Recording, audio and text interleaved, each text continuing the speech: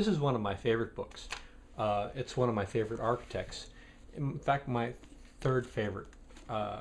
Ken Kern wrote The Owner Built Home and about half a dozen other books. He spent most of his life trying to develop designs, methods, an alternative architecture to help poor people or people who didn't have a lot of money so they could have their own home, so they could build something and live in and not have to spend their whole life paying mortgages. It's something they could do. This is How to Do It book for The Owner Built Home. It's a book that was last printed in 1975. I don't think it's in print anymore. It's not easy to find. Ken Kern, like I said, he was actually, I think he was a genius.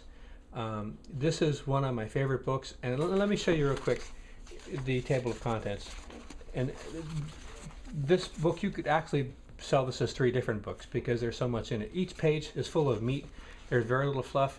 And if you're a person that's interested in alternative architecture, you can't help but be excited. But every time you read this, you find something new you haven't seen before. Also, you find things in here you cannot find on the internet. This book was written before the internet. All it was done by research through other books, talking with other people, researching journals. It's an extremely well done book, full of information you won't find any other place. Like I said, let's just real quick the table of contents. Building site, climatology, ventilation, summer cooling, light and shade, space heat, central heat, fireplace heat, landscape design, the plan, the freeform house, the court garden house, group living space, individual living space, cooking, dining inside your home. This first part could be a book all by itself. After we leave inside your home, we start getting building materials, which to me is the most fascinating part of the book because there's so many interesting things about building materials you've never even heard of, some of these. Or at least the methods that they're using in here with these materials. Starting with the material, we have adobe block, press block, rammed earth. I mean, these are known, but you find people using them in ways you haven't heard of before. Stone masonry block and brick, concrete, precast concrete panels, wood frame structure, pole frame structure, composite materials, plastic, salvage materials. This middle part of the book is my favorite part. It's full of things I've never seen anybody else cover. The last part of the book, you go into tools, foundation, floors, walls, wood, roofs, masonry roofs, stairs, plumbing, wiring, lighting, light and color. Light and color is something, it's fascinating. I've not seen hardly any other architect develop that. Do-it-yourself painting, conclusion, and other resources. Like I said, let's just take one part. But let's go to concrete. How normal pedestrian material can you have? Concrete, page 192. But look what you have in here about concrete. Okay, all of these pages are full of covering other people that work with concrete in ways that I have not seen any other people do. Like, let's take, just for example here, the Geiger horizontal sliding form.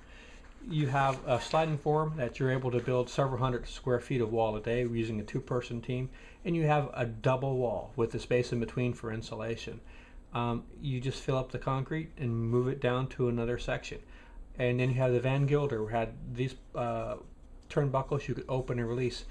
But both the Geiger and Van Gilder, you can look on the internet. I can't find any information about this, and it's here in this book. So this fascinates me, and all sorts of inexpensive, unique ways of using building materials you don't commonly see in books that are done from all over the world, not just here in the U.S., but India and Europe and Africa and Asia. It's a really wonderful book, and it's full of pen and ink drawings and illustrations. Like I said, this is one of my favorite architects, Ken Kern. He, Laurie Baker, Ernest Flagg, I think, are 3 architects that spent most of their life trying to find things that people could use to build their own houses inexpensively. Every architect does that, but you have to make a living if you're an architect, and it's as difficult as it is. But if you spend time building or designing houses for people who have a lot of money, how are you going to get paid? So butchers and bakers and doctors, they don't spend all their time with poor people, so why should architects? But some people have. Like I said, Laurie Baker, Ernest Flagg, Ken Kern.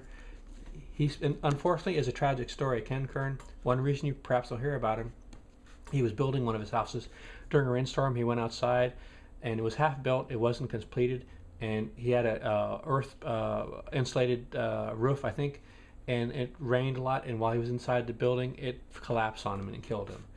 So he lost a lot of respect for people. I think, well, why would they want information from someone who died from one of his own designs? But it was a freak accident. It wasn't something normal. And like I said, if you're interested in alternative architecture, I recommend this book highly. It's one of my favorite books. And the other two architects, like I said, Ernest Flagg, famous author of the Stone Buildings and the Small Houses book, which is a wonderful book I'll review later, and Laurie Baker, who spent his life in India building houses for poor people with common materials you dug out of the ground. I hope you can find this book in your library and get it, and I hope it's something you find interesting if you're interested in alternative architecture and building your own houses. Thank you very much. If you like my videos, I hope you please subscribe.